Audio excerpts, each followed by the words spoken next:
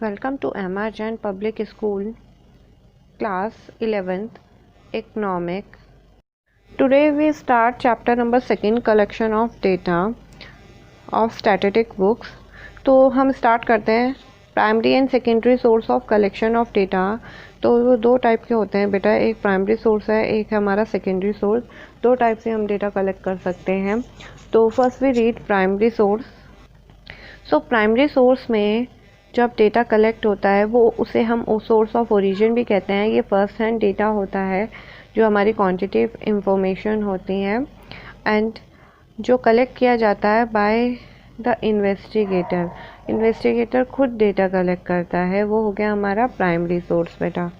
Secondary source of data होता है from some agency और institute which already happen to be have collected, कि data already collected है by some survey and it is second hand data, it is not original and we use that data, कि खाली हम उसे use कर रहे हैं, वो ऑलरेडी डेटा जो है पब्लिश्ड है, खाली हम उसे यूज़ कर रहे हैं, ऑलरेडी एग्जिस्ट है वो इकोनॉमी में, मतलब किसी ने उसे ऑलरेडी यूज़ कर रखा है। तो वो होता है हमारा सेकेंडरी सोर्स।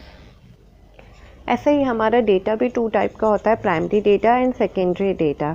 जो डेटा हमें प्राइमरी सोर्स से मिलता है वो प्राइमरी डेटा होता है हमारा, और जो हमें सेकेंडरी सोर्स से डेटा कलेक्ट होता है बेटा वो सेकेंडरी डेटा कहलाता है हमारा। प्राइमरी डेटा फर्स्ट हैंड होता है एंड सेकेंडरी डेटा हमारा सेकेंड हैंड डेटा होता है, क्योंकि वो ऑलरेडी एग्जिस्ट है, यूज्ड है। एक डिफरेंस देख लेते हैं हम primary data and secondary data में। सबसे पहले तो प्राइमरी डेटा हमें पता चल गया, ये रिसर्चर अपने आप खुद हिमसेल्फ कलेक्ट करता है डेटा, और सेकेंडरी से डेटा जो होता है अदर पर्सन से ऑलरेडी कलेक्ट हुआ होता है, एग्जिस्ट होता है in the economy. Primary data को हम ओरिजिनल मानते हैं, रिलायबल मानते हैं, उससे बिलीव कर सकते हैं, बट सेकेंडरी डेटा को हम ओरिजिनल नहीं मानते हैं।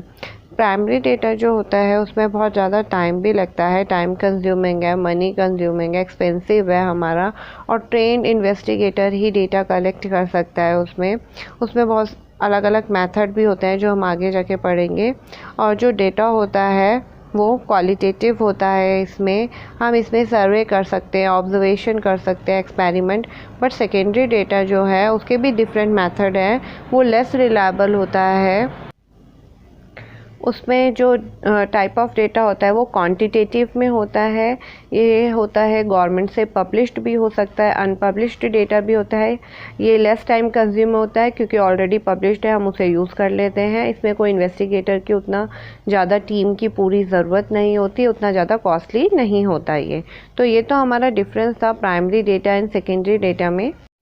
नेक्स्ट है हमारे, अब हम आते हैं अलग अलग मेथड जिससे हम डेटा कलेक्ट करते हैं प्राइमरी डेटा और सेकेंडरी। तो सबसे पहले हम देख लेते हैं method of collecting primary data की कौन कौन से मेथड हैं जिससे हम डेटा कलेक्ट कर सकते हैं। तो सबसे हमारा फर्स्ट मेथड है डायरेक्ट पर्सनल इन्वेस्टिगेशन।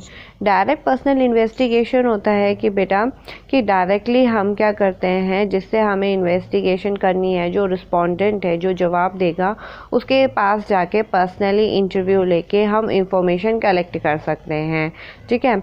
लेकिन ये बहुत टाइम कंज्यूमिंग होता है, कॉस्टली भी होता है, वाइड एरिया कवर नहीं कर सकता, और यहाँ हम पर्सनल क्वेश्चंस जो हैं वो नहीं पूछ सकते। लेकिन डेटा हमें ओरिजिनल मिलेगा, रिलायबल मिलेगा एंड करेक्ट मिलेगा, ठीक है। सेकेंड है हमारा indirect oral investigation. Indirect oral investigation का मतलब होता है बेटा जिससे इन्वेस्टिगेशन करनी है उससे क्वेश्चन ना करके other person, it means relative से, फ्रेंड सर्कल से हम इंफॉर्मेशन कलेक्ट कर सकते हैं जो उस पर्सन के बारे में जानते हों, तो हम उनसे इंफॉर्मेशन कलेक्ट कर सकते हैं। ये हमारा टाइम कंज्यूमिंग तो है लेकिन उतना टाइम कंज्यूमिंग नहीं है। इसमें हम पर्सनल क्वेश्चन भी पूछ सकते हैं, वाइड एरिया कवर हो सकता है इसमें हमारा, लेकिन इसमें हमें डेटा एक्यूरेट मिलेगा ये नहीं मिलेगा हमें पता नहीं है, और रिलायबल होगा उतना ओरिजिनल नहीं होगा, वो रिलायबल भी नहीं होगा उतना, और एक्सपेंसिव है, टाइम कंज्यूमिंग है। थर्ड है हमारा इंफॉर्मेशन फ्रॉम लोकल सोर्स या कॉरेस्पॉन्डेंट। इसमें क्या होता है, जब हमारा एरिया बहुत ज़्यादा वाइड होता है तो हम क्या करते हैं, एक लोकल पर्सन से पूरे एरिया के बारे में इंफॉर्मेशन ले लेते हैं। जैसे अभी किसी विलेज के बारे में इंफॉर्मेशन कलेक्ट करनी हो तो वहाँ के लोकल पर्सन मीन्स पंचायत से हम वहाँ से पूछ सकते हैं वहाँ के एरिया के बारे में, क्योंकि उनको वहाँ के एरिया के बारे में फुल्ली नॉलेज होगी। तो जितनी भी नॉलेज होगी वो हमें इंफॉर्मेशन दे सकते हैं। हाँ, लेकिन थोड़ा टाइम कंज्यूमिंग है, बिकॉज अगर उन्हें कुछ पता नहीं हो तो वो आगे जाके खुद पता करेंगे फिर हमें बताएंगे, तो थोड़ा टाइम कंज्यूमिंग तो है, लेकिन इससे हम वाइड एरिया को कवर कर सकते हैं। कॉस्टली है हमारा ये, लेकिन इससे हम पर्सनल क्वेश्चन भी पूछ सकते हैं, मतलब पर्सनल इंफॉर्मेशन भी हमें मिल सकती है। एंड नेक्स्ट है हमारा information through questionnaire and schedule. तो सबसे पहले सुनो क्वेश्चनियर क्या होता है। क्वेश्चनियर होता है कि set of question prepare by the investigator for the inquiry. तो इंक्वायरी के लिए बहुत सारे क्वेश्चन जो हैं प्रिपेयर किया जाता है एक लेटर पे, वो होता है हमारा क्वेश्चनियर। उसी को हम शेड्यूल भी बोलते हैं, लेकिन दोनों में डिफरेंस ये है कि क्वेश्चनियर जो है मेलिंग मेथड में यूज़ होता है। इसमें जो है क्वेश्चनियर को सेंड किया जाता है रिस्पोंडेंट को, ताकि वो फिल करके वापस भेज सके। और शेड्यूल जो है न्यूमरेटर खुद जो है फिल करवाता है। न्यू शेड्यूल में भी सेट ऑफ क्वेश्चन होते हैं, लेकिन इसे न्यूमरेटर फिल करता है और क्वेश्चनियर को रिस्पोंडेंट फिल करता है। तो ये तो है दोनों में डिफरेंस।